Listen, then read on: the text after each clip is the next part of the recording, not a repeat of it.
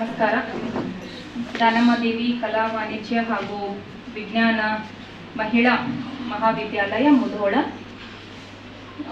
ಕ್ರೀಡಾ ಹಾಗೂ ಸಾಂಸ್ಕೃತಿಕ ಚಟುವಟಿಕೆಗಳ ಉದ್ಘಾಟನಾ ಸಮಾರಂಭಕ್ಕೆ ಇವತ್ತು ನನ್ನನ್ನು ಉದ್ಘಾಟಕರಾಗಿ ಮತ್ತು ಅತಿಥಿಯಾಗಿ ಕರೆಸಿದ್ದಕ್ಕೆ ಕಾಲೇಜಿನ ಪ್ರಾಂಶುಪಾಲರು ಹಿರೇಮಠ ಅವರಿಗೆ ಮತ್ತು ಎಲ್ಲ ಕೋಆರ್ಡಿನೇಟ್ ಮಾಡ್ತಿರುವಂಥ ಎಲ್ಲ ಅಧ್ಯಾಪಕರಿಗೂ ನನ್ನ ನಮಸ್ಕಾರಗಳು ಹಾಗೂ ವಿದ್ಯಾರ್ಥಿನಿಯರಿಗೆ ನನ್ನ ಪ್ರೀತಿಯ ನಮಸ್ಕಾರಗಳು. ಬಹಳಷ್ಟು ಖುಷಿ ಆಗ್ತದೆ. ಒಂದೊಂದು ಸಲ ನಾವು ಕೆಲಸದ ಒತ್ತಡದಲ್ಲಿ ಈಗಂತ್ರಿ ಲಾಸ್ಟ್ 2-3 ಮಂತ್ಸಿಂದ ಸಿಕ್ಕಾಪಟ್ಟೆ ಕೆಲಸ ಆಗ್ಬಿಟ್ಟಿತ್ತು. ಇಟ್ಸ್ ಲೈಕ್ ಆಲ್ವೇಸ್ ನನ್ನ ವಿದ್ಯಾರ್ಥಿಗಳ ಜೊತೆಗೆ ಮಾತಾಡೋದು ಇಟ್ ಗಿವ್ಸ್ ಮಿ ಲೈಕ್ ಒಂಥರ ಏನೋ ಪ್ರೆಷರ್ ಸಿಗ್ತದ. ಸಾಮಾನ್ಯವಾಗಿ ಐ ವಿಲ್ ಪ್ರಿಫರ್ ಈ ಶಾಲೆಗಳಿಗೆ ಕಾಲೇಜ್ಗಳಿಗೆ ಹೋಗಿ ವಿದ್ಯಾರ್ಥಿಗಳಿಗೆ ಮಾತಾಡೋದಕ್ಕೆ ಬಹಳ ಖುಷಿ ಪಡ್ತೀನಿ. ಲಾಸ್ಟ್ 2-3 ಮಂತ್ಸಿಂದ ಅಂತ ಒಂದು ಒಕೇಶನ್ ಸಿಕ್ಕಿರಲಿಲ್ಲ. ನಿಮ್ಮದು ಶಾಲೆಗಳೆಲ್ಲ ಬಂದಾಗಿತ್ತು, ಯಾವ ಲೆಕ್ಚರ್ಸು ನಮಗೆ ಕರೀತಿರ್ಲಿಲ್ಲ. ಸೊ ಈಗ ಮತ್ತೆ ವಾಪಸ್ ಶುರುವಾಗ್ಯದ. It's good. ಆಫ್ಟರ್ ನಮ್ಮ SIR ಕೆಲಸದ ನಂತರ ಇದೊಂದು ಏನು ಬ್ರೇಕ್ ನನಗೆ ಸಿಕ್ಕಂತಾಯಿತು. ಇಟ್ಸ್ ಲೈಕ್ ನಿಮ್ಗಿಂತ ಜಾಸ್ತಿ ನನಗೆ ಬೆನಿಫಿಟ್ ಸಿಕ್ಕಿದೆ. ಓಕೆ, ಧನ್ಯವಾದಗಳು. Thank you so much for the organisers. ಸಾಂಸ್ಕೃತಿಕ ಹಾಗೂ ಕ್ರೀಡಾ ಚಟುವಟಿಕೆಗಳನ್ನು ಈ ವರ್ಷದ ಕ್ರೀಡಾ ಚಟುವಟಿಕೆಗಳನ್ನು ತಾವೆಲ್ಲರೂ ಉದ್ಘಾಟನೆ ಮಾಡ್ತಾ ಇದ್ದೀರಿ.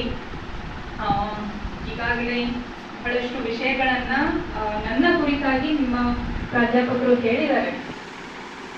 ನನ್ನ ಕಥೆಯ ಜೊತೆಗೆ ಮುಂದೆ ನೀವೆಲ್ಲ ಏನು ಮಾಡಬೇಕು ಅನ್ನೋದನ್ನು ಹೇಳ್ತೇನೆ. ಆ್ಯಂಡ್ ಬಹಳ ಚಿಕ್ಕದಾದಂತಹ ಮಾತನ್ನು ತಮ್ಮೊಟ್ಟಿಗೆ ಮಾತಾಡ್ತೀನಿ. ಬಿಕಾಸ್ ನಿಮ್ಮ ಪ್ರಾಂಶುಪಾಲರಿಗೆ ನಾನು ರಿಕ್ವೆಸ್ಟ್ ಮಾಡ್ಕೊಂಡಿದ್ದೆ, ಮೀಟಿಂಗ್ ನನ್ನ 11 ಗಂಟೆ ಮೀಟಿಂಗ್ ಇರೋದ್ರಿಂದ ಬೇಗ ಶುರು ಮಾಡೋಣ ಅಂಥೇಳಿ. ಆ್ಯಂಡ್ ಎಷ್ಟೇ ಬೇಗ ಶುರು ಮಾಡಿದ್ರು ನಾವು ಯಾವಾಗಲೂ ಹರಿಬರಿ ಒಳಗೇನೆ ಇರೋ ಹಂಗೆ ಆಗ್ಬಿಡ್ತದೆ. Okay, I have only 10 minutes ಈಗ. Shall we start? ಸಿ, ನನಗೆ ಈ ಕಾಲೇಜಿಗೆ ಬಂದ ತಕ್ಷಣ ಫಸ್ಟ್ ಫೀಲಿಂಗ್ ಆಗಿದ್ದೇನಂತಂದರೆ, ನಾನು ಮಹಿಳಾ ವಿದ್ಯಾಲಯದಲ್ಲೇ ಓದಿರೋಳು, ಡಿಗ್ರಿಯನ್ನು ಮಹಿಳಾ ವಿದ್ಯಾಲಯದಲ್ಲೇ ಮಾಡಿರೋಳು. ಇಲ್ಲಿ BVVS ಸಂಘ ಐತಿ, ಅಲ್ಲಿ CT ಸಂಸ್ಥೆ ಅದ, A ಪಾಟೀಲ್ ಮಹಾವಿದ್ಯಾಲಯ ಅಂಥೇಳಿ ಚಿಕ್ಕೋಡಿ ಒಳಗೆ. So Mudhol is almost like Chikkodi and Chikkodi is almost like Mudhol, ಹೌದಾ? ಆ್ಯಂಡ್ ನಾನು ಸಹ BA ಓದೋಳು, ನೀವು ಸಹ BA ಓದೋರು, ಓದ್ಲಿಕ್ಕತ್ತೀರಿ. ನಾನು ಸಹ ಕನ್ನಡ ಮಾಧ್ಯಮದಲ್ಲೇ ಓದೋಳು, ನೀವು ಸಹ. ಎಸ್. ಆ್ಯಂಡ್ ನಮ್ಮ ಪೇರೆಂಟ್ಸಿಗೂ ಯಾವಾಗಲೂ ನನ್ನ ಸ್ಪೆಷಾಲಿಟಿ ಏನಂತಂದರೆ, my parents where the pillar. ಅವರು ನನ್ನ ಸಕ್ಸಸ್ ಏನೋ ಒಂದು ಚೂರು ಏನಾದರೂ ಮಾಡೀನಿ ಅಂತಂದರೆ that is because of my parents. They were like, ಮಾಡು ನೀನು. ಯಾವಾಗಲೂ ಅವರು ನನ್ನ ಪೇರೆಂಟ್ಸ್ಗೆ ಇಬ್ಬರು ಹೆಣ್ಮಕ್ಳು, ನಾನು ನಮ್ಮ ಅಕ್ಕ ಇಬ್ಬರು ಹುಡುಗಿರು. ಸೊ ಅವ್ರು ಯಾವತ್ತೂ ನಮ್ಮ ಅಕ್ಕನ ಹುಡುಗಿಯಾಗಿ ಬೆಳೆಸಿದ್ರು, ನನ್ನ ಹುಡುಗನಂಗೆ ಬೆಳೆಸಿದ್ರು. ಸೊ ಹಾಗಾಗಿ ನಾನು ಏನೇ ಮಾಡಿದ್ರು, ನಾ ಗಾಡಿ ಕಲಿತೆ ಹೊಡಿ ಗಾಡಿ, ಕಾರ್ ಕಲಿತೆ ಕಾರ್ ಕಲಿ. ಮಿಡಲ್ ಕ್ಲಾಸ್ ಫ್ಯಾಮಿಲಿ, ನಿಮ್ಮಂಥದ್ದೇ ಕುಟುಂಬ. ಬಟ್ ನನ್ನ ತಲೆ ಒಳಗೆ ಏನಿತ್ತು ಅಂತಂದರೆ, ಏನಾದರೂ ಒಂದು ಸಾಧನೆ ಮಾಡಬೇಕು, ಇಡೀ ಸೊಸೈಟಿಗೆ ಶ್ವೇತಾ ಬೀಡಿಕರ್ ಅಂದರೆ ಏನು ಅಂಥೇಳಿ ಗೊತ್ತಾಗಬೇಕು, ನಾನು ನನ್ನ ಕಾಲ ಮೇಲೆ ನಿಲ್ಲಬೇಕು ಅನ್ನೋದು ಒಂದು ಛಲ ಇತ್ತು. ಸೊ ನಾನೇನು ಡಿಸೈಡ್ ಮಾಡಿದೆ, ನನಗೆ actually IAS and district commissioner ಇವೆಲ್ಲ ಏನೂ ಗೊತ್ತಿರಲಿಲ್ಲ. ಆ್ಯಕ್ಚುಲಿ ಈ ಕತೆ ಗೊತ್ತದ ಕಾಣಿಸ್ತದೆ, ನಿಮಗೆಲ್ಲ ಗೊತ್ತದನೋ ಇಲ್ಲೋ ಗೊತ್ತಿಲ್ಲ. ನೀವು ಹೆಂಗೆ KS ಆಗ್ತೀರಿ, ಹೆಂಗೆ IAS ಆಗ್ತೀರಿ ಅಂತ ನನಗೆ ಯಾರು ಪ್ರಶ್ನೆ ಮಾಡಿದಾಗ, ಸಾಮಾನ್ಯವಾಗಿ 7th ಸ್ಟ್ಯಾಂಡರ್ಡ್ಗೆ ನನಗೆ ಅಲ್ಲಿವರೆಗೂ ಐ ವಾಸ್ ವೆರಿ ಮಚ್ ಉಡಾಳು ಹುಡುಗಿ. ಬ್ಯಾಕ್ ಬೆಂಚ್ ಒಳಗೆ ಕೂತ್ಕೋತಿದ್ದೆ, ಉಡಾಳ್ತನ ಮಾಡ್ತಿದ್ದೆ. But I use to get the marks like 80, 85, 90 ತನಕ ತೊಗೊತಿದ್ನಿ. ಹೆಂಗೋ ಮಾಡಿ ತೊಗೊತಿದ್ದೆ. ಹ್ಯಾಂಡ್ ರೈಟಿಂಗು ಸರಿ ಆಗ್ತಿರ್ಲಿಲ್ಲ, ಭಾರಿ ಗಡಿಬಿಡಿ ನಂದು, ಯಾವಾಗಲೂ ಗಡಿಬಿಡಿ, ಬೇಗ ಬೇಗ ಓದೋದು. ಈಗ ನನ್ನ ಚಿಕ್ಕ ಮಗಳು ಹಂಗೆ ಸೇಮ್ ಹಾಗೆ ಪಟ ಹೋಮ್ವರ್ಕ್ ಮುಗಿಸೋದು, ಆಟ ಆಡೋಕ್ಕೆ ಹೋಗ್ಬಿಡೋದು, ಆ ಮೆಂಟಾಲಿಟಿ ಒಳಗಿದ್ದೆ. ಆ್ಯಂಡ್ 7th ನಾನು ಅವಾಗ ನಮ್ದು ಬೋರ್ಡ್ ಎಕ್ಸಾಮ್ ಇರ್ತಿತ್ತು. ಐ ಥಿಂಕ್ ಇಲ್ಲಿರೋರಿಗೆಲ್ಲ ಗೊತ್ತದ, 7th ಬೋರ್ಡ್ ಎಕ್ಸಾಮ್ ಇರ್ತಿತ್ತು. 7th standard I scored 75 marks, only 75 marks. ನಮ್ಮಪ್ಪ ಭಾರಿ ನನ್ನ ಬಗ್ಗೆ ಹೆಮ್ಮೆ ಇತ್ತು, ಈಕೆ ಚಲೋ ಮಾಡ್ತಾಳೆ, ಒಂದು 90ರಿಂದ 95 ಮಟ್ಟ ತೆಗಿತಾಳಂತ. ತೊಗೊಂಡು ಬಂದ್ರಲ್ಲ, ರಿಸಲ್ಟ್ ಶೀಟ್ ತೊಗೊಂಡು ಬಂದರು. ಇಲ್ಲಿರುವಂಥ ಭಾಳಷ್ಟು ವಿದ್ಯಾರ್ಥಿಗಳು ಅದನ್ನು ಫೇಸ್ ಮಾಡಿರ್ಬೋದು. ನಿಮ್ಮೆಲ್ಲ ವಿದ್ಯಾರ್ಥಿನಿಯರು ಆರ್ಟ್ಸು, ಸೈನ್ಸು, ಬೇರೆ ಬೇರೆ ಕಾಮರ್ಸ್ಗೆ ಹೋಗ್ತಾರೆ.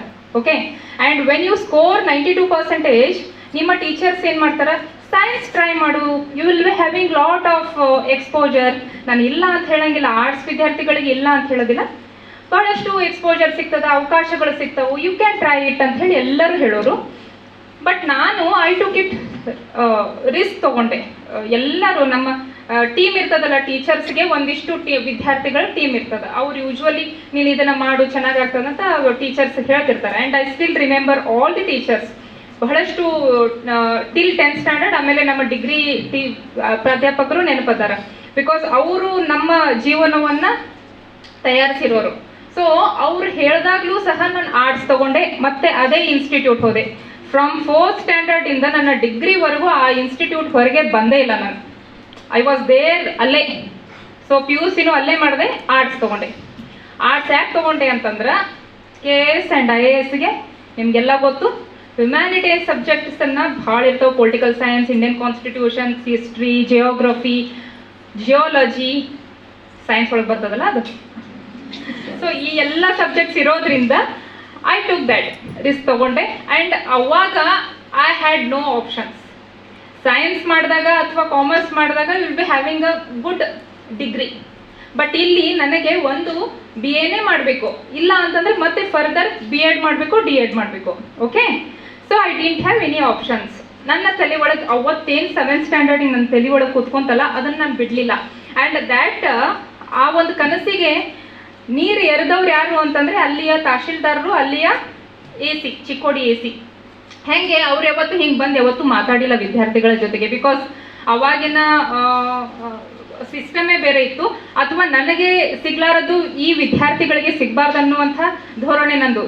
Still I am having a meeting ಅದ. ಬಟ್ ನಾನು ಯಾಕೆ ಒಂದು ವಿಷಯ ನೆನಪಲ್ಲಿ ಇಟ್ಕೊತೇನೆಂದರೆ, I didn't see any IAS officers, KS officers face to face ಮುಖಾಮುಖಿಯಾಗಿ ಮಾತಾಡಿ ನಿಮಗೆ ಪ್ರೇರಣೆ ಮಾಡಿದ್ರು ಅಂತಂದ್ರೆ ಮೇ ಬಿ ನಾನು IAS ಮಾಡ್ತಿದ್ನೇನು.